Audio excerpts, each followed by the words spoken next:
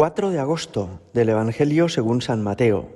En aquel tiempo, al llegar a la región de Cesarea de Filipo, Jesús preguntó a sus discípulos: ¿Quién dice la gente que es el Hijo del Hombre? Ellos contestaron: unos que Juan el Bautista, otros que Elías, otros que Jeremías o uno de los profetas.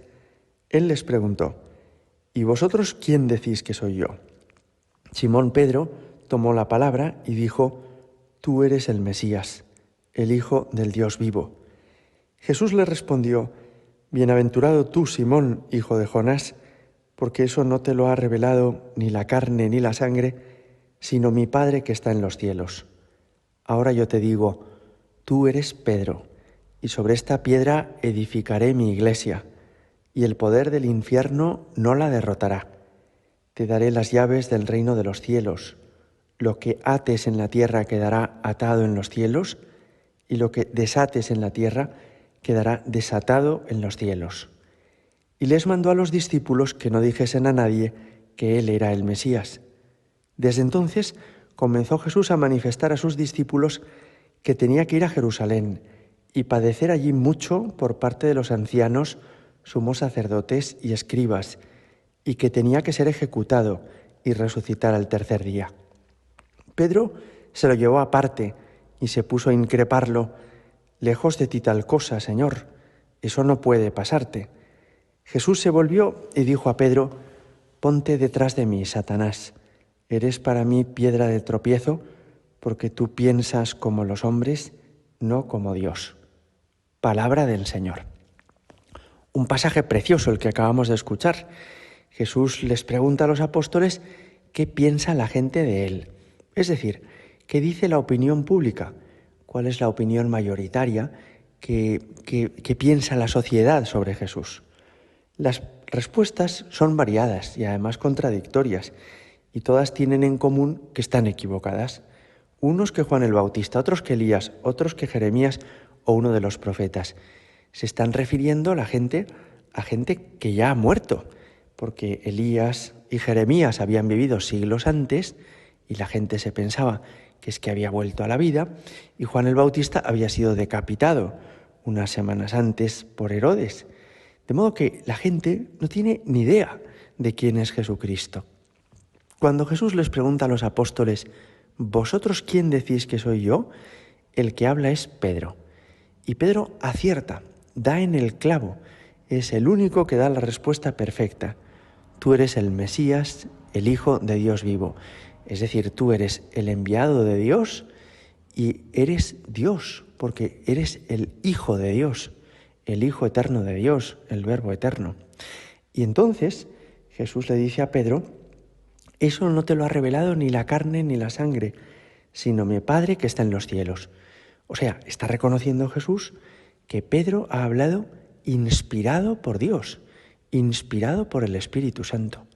Llama la atención porque en aquella época había gente mucho mejor preparada que Pedro, gente que había estudiado más, gente muy culta que había viajado.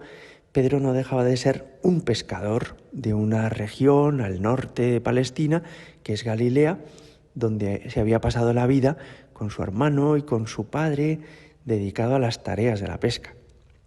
Pero es el hombre que habla inspirado por Dios.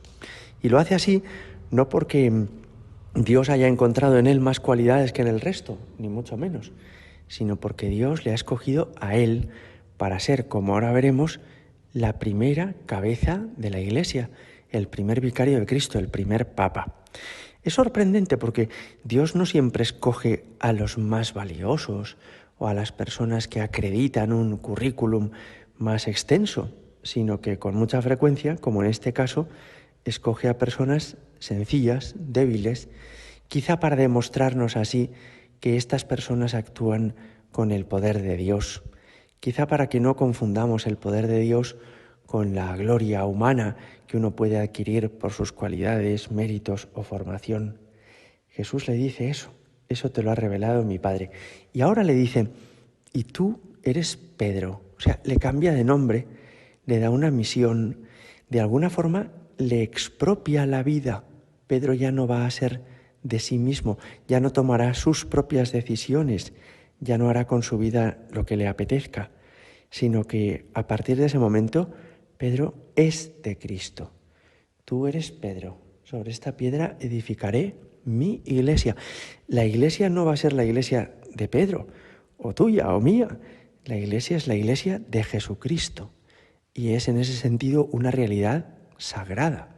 Nosotros somos muy afortunados por poder pertenecer a ella, pero no podemos decidir lo que vamos a hacer con ella porque es de Cristo. Y Jesús le dice, sobre esta piedra edificaré mi iglesia y la puerta o el poder del infierno no la derrotará. Es sorprendente cómo han transcurrido 2000 años y efectivamente la iglesia sigue en pie. Y no por la habilidad de los hombres de iglesia, sino por esta promesa que Jesucristo nos ha hecho. Es un milagro viviente la iglesia. Cuando le dice te daré las llaves del reino de los cielos, quiere decir que Jesús pone en manos de Pedro y de sus sucesores todos los medios de la salvación. Y cuando le dice lo que ates en la tierra queda atado en el cielo, lo que desates en la tierra queda desatado en el cielo, no es que la tierra y el cielo sean dos sitios muy distintos y muy separados y que entonces lo que se decida aquí lo ordenan allí, sino que en el mundo hay dos dimensiones, la visible y la invisible, la de las cosas de la tierra y la de las realidades espirituales. Y lo que Jesús le dice a Pedro es lo que tú decidas aquí, en este mundo, inmediatamente yo le doy esa ratificación o esa validez en la realidad espiritual, que es como decirle, me comprometo a que lo que tú hagas, yo lo confirmaré.